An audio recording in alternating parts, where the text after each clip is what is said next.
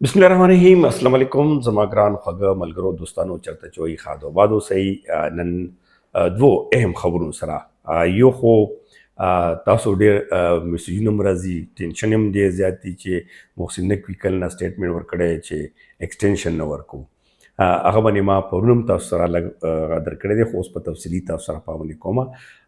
او په هغه کې بیا خاص کر ستاسو میسیجونه ویزو متعلق او نور چې کوم کسی دی په حواله سره. دویم چې کوم خیبر پختونخوا کې سینټ انتخابات ډېر نه پس وشول ولې چې مخصوص نشستونو لانجوا او خیبر پختونخوا کې تحریک انصاف ته لوی خاص کر هغه تحریک انصاف ورکران چې کوم مخلص کسان دي، کوم نظریاتي کسان دي چې اوس هم نه پوهېږي، نو بیا به اسیم نه پوهېږي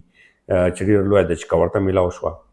او په سینټ انتخاباتو کې الیمین ګنډپور یا نور پی ټی آی چې څومره غړي دي څنګه په دغه فارموله باندې راضي شول چې شپږ د حکومت راغلل او 15 اپوزیشن راغلل. په دغه اکثریت باوجود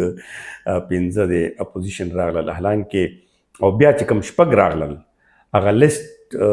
دوس ډېر وایي نن هم بیرسټر ګور ویلي دي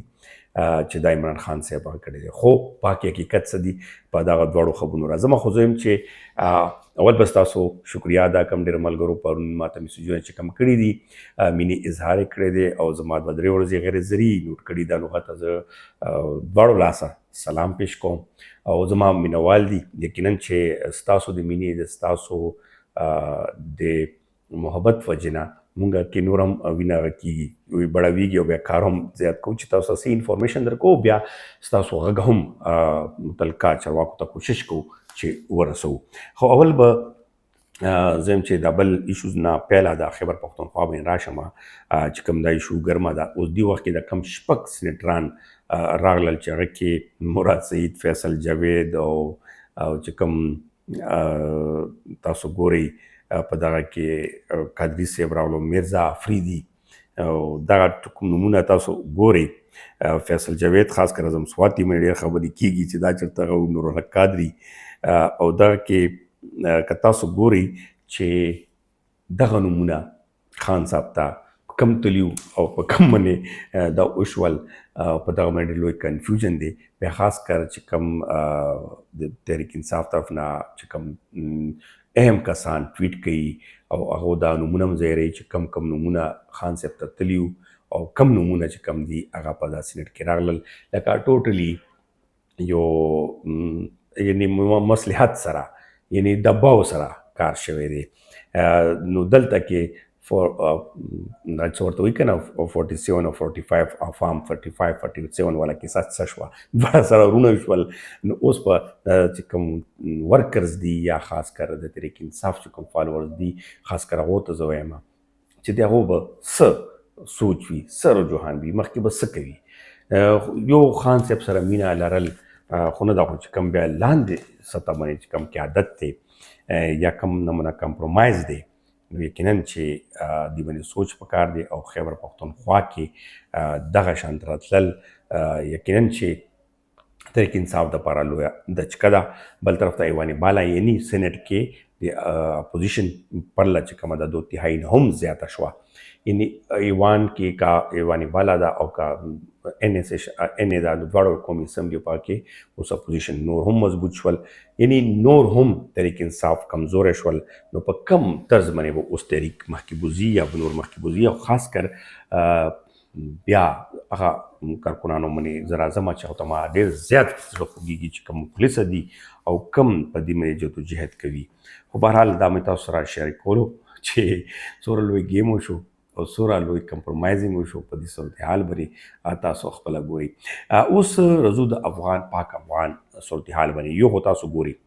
چې خبرونه چلیږي، یقینا چې هغه سټیټمنټ ورکړی دی خو هغه نه پس خاموش شوی دی. نن هم په دې باندې خبرې کېدې په مختلف کابینټ ټلویزیون کې نور هغه کې که تاسو نن وګورئ اخبارونو کې هم یو سټیټمنټ لګېدلی چې افغان حکومت کله د ټي ټي پي غیر مسلح کولو فیصله کړې ده او په دغه باندې ایکشن هم اخیستل شوی دی. باقاعده وزیر داخله سراج الدین حقانی طرف نه بیان لګېدلی چې کم کم عملیات روان دي. یو خو پازیټیو پاک افغان ریلیشن په حواله سره کدي کې وګورو چې کوم پټ ټینشن دی د شاګردو په حواله سره دی په هغه باندې ډیر زیات پرمختګ روان دی. دویم چې کوم دغه کې د پیور کارت خبره ده هغه کې ایکسټینشن یا ویزا پالیسي باندې تاسو هم ډیر میسجونه مالي دي او موږ هم بیا ځای په ځای چې کوم ځای کې اواز رسولي چې دغه پالیسي به ناکامه ځکه وي چې دا یو کور کې 20 کسان دي 30 کسان دي نو دا ټول ویزې اخیستل بیا دا پروسس کول دا ډیر لوی ګران کار دی. خو دغه په حواله سره د کارت په حواله سره چې کوم هغه دغه یو ایکسټینشن یا په دغه کې نور څه ترمیم وکړي شي چې هغه ته ورکړی شي. اوس په دې صورتحال کې هم چې کوم تاسو ته ویلیو چې افغان ګورنمنت یعنی امارت اسلامي نه په مشورت نه بغیر دغه فیصله نه کوي او پاکستان حکومت دا فیصله کړې ده ولې چې هغه وایي چې موږ کومه فیصله وکړو چې هغه باندې دا رضامند وي چې موږ مینس کې دا کم ټینشن دی یا په دغه باندې بیا سوشل میډیا نور غلط پلت خبرونه چلیږي بیا هغه تاوتریخوالی طرف ته خبره زی نو په دغه صورتحال باندې هغې دا غواړي چې افغان حکومت په دې باندې موږ سره رضامند کړي. نو افغان حکومت ورته یو کال کم از کم دا خوغوي چې دینه کم نه ځي. اوس موږ دلته کې د پاکستان حکومت کم شپږ میاشتې وي نو زه کوم دلته کې کم پخوانو سره یا د کم دی سچویشن کې یا د دغه سره نږدې کسان دي نو هغه نه زه تاسو ته نظریه نه وایم چې یو کال خو دی ولې چې شپږ میاشتې ورسره افغان حکومت نه مني. بل د شپږ میاشتې کې کومه کیسه ده چې کوم غیر قانوني دي نان ډاکومنټډ دي نو په دغه باندې یقینا چې پاکستان حکومت ورته ویلي دي محسن نقوي چې کوم په دغه خبره کوي دغه کې